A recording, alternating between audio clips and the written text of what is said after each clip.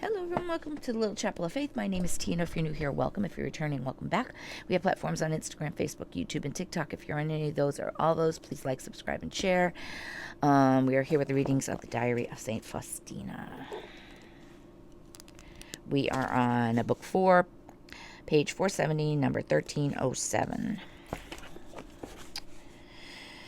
Eternal love, depth of mercy, O triune holiness, one God whose bosom is full of love for all.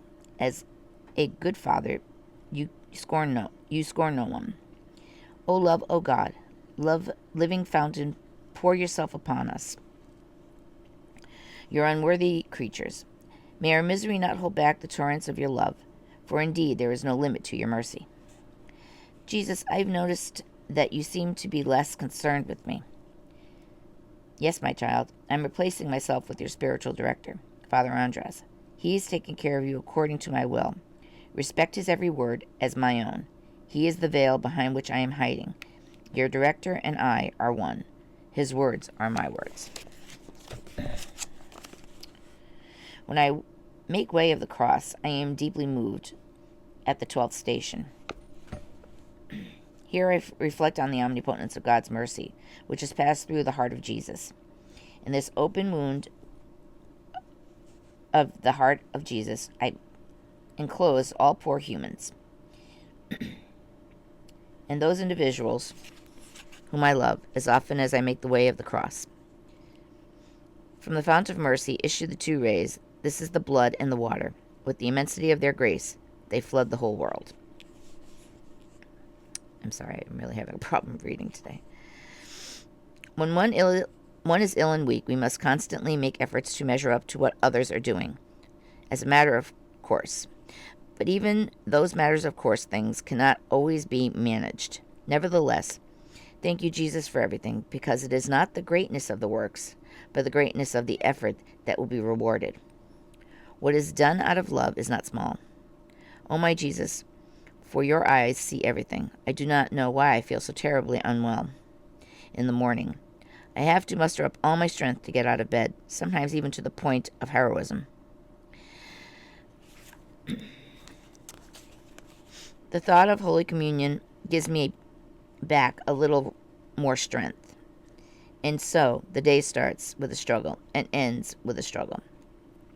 When I go to take my rest, I feel like a soldier returning from the battlefield. You alone, my Lord, are the Master. Know what this day has contained. Let me read that again. You alone, my Lord and Master, know what this day has contained. Sorry. Meditation. During meditation, the sister on the kneeler next to me keeps coughing and clearing her throat, sometimes without a break.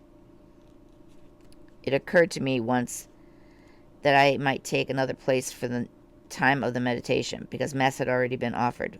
But then I thought, if I did change my place, the sister would notice this and might feel hurt that I had moved away from her. So I decided to continue in my prayer as usual, in the usual place, and to offer the act of patience to God. Toward the end of the meditation, my soul was flooded with God's consolation, and this is the limit of what my heart could bear. And the Lord gave me to know that if I had moved away from the sister, I would have moved away also from the graces that flowed into my soul. Jesus came to the main entrance today under the guise of a poor young man. The young man, emaciated, barefoot, and bareheaded, and with his clothes in tatters, was frozen because the day was cold and rainy. He asked for something hot to eat, so I went to the kitchen, but found nothing there for the poor.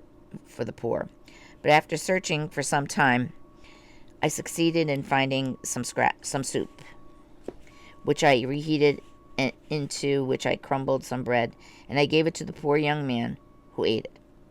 As I was taking the bowl from him, it gave me to know that he was the Lord of heaven and earth. When I saw him as he was, he vanished away from my sight. When I went back in and reflected on what had happened at the gate, I heard these words in my soul. My daughter, the blessings of the poor who bless me as they leave the gate have reached my ears, and your compassion within the bounds of obedience has pleased me, and this is why I came down from my throne, to taste the fruits of your mercy. I'm going to leave it there because